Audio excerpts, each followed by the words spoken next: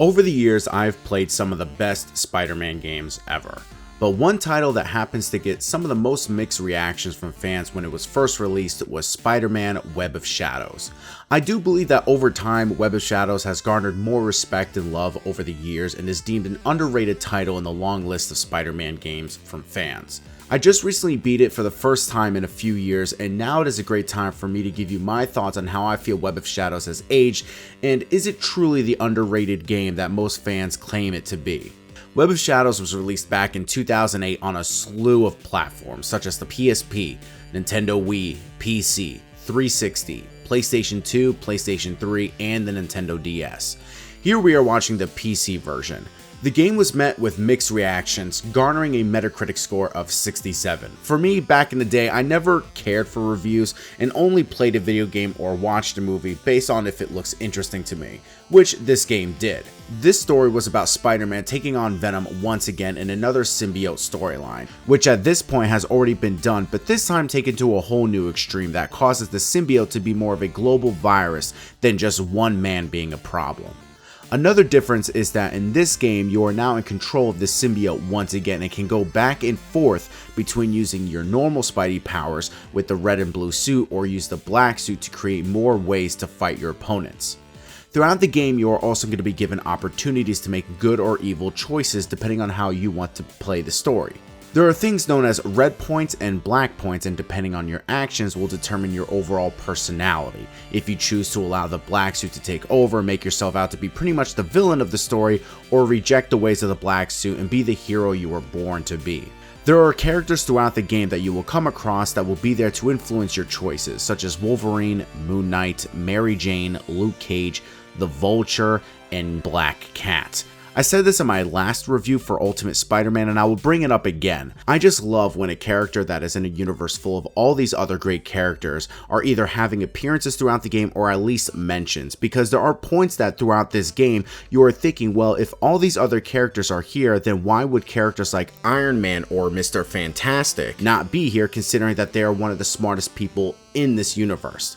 So the overall story is pretty good aside from the voice acting, and when I say some, I primarily mean Spider-Man himself, which is very unfortunate.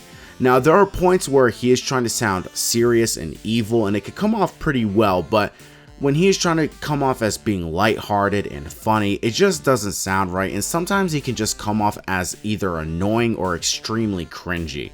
I just feel like it could have been done way better. The game can take roughly around 5.5 hours to beat, which isn't too bad. However, considering the fact that the game during that time can feel very repetitive, just makes it feel that the developers really couldn't find other ways to change it up in that small amount of time. Don't get me wrong, I love the gameplay and the fighting mechanics. However, I feel like you are given all of these same objectives over and over again, and the story doesn't really do much to enhance that experience. Throughout the game, you will be able to speak to all other different characters that either have these side missions that you can do for them or the regular story plot missions, but they are not required to beat the game, which I am thankful for because I was very capable of beating the game without needing the very little XP that those side missions give you.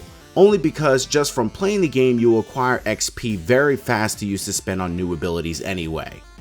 The swinging mechanics, very good. You don't need to be exactly near buildings for you to web swing, but it does help. If you collect the spider collectibles across the city, it will allow you to swing faster and increase your overall health, and there is a lot of them. It feels like every corner you turn, there's another collectible. The combat is the best thing about this game, and I love the variety of ways you can defeat your enemies by switching back and forth between suits. The biggest issue I faced, however, was the very terrible aiming system.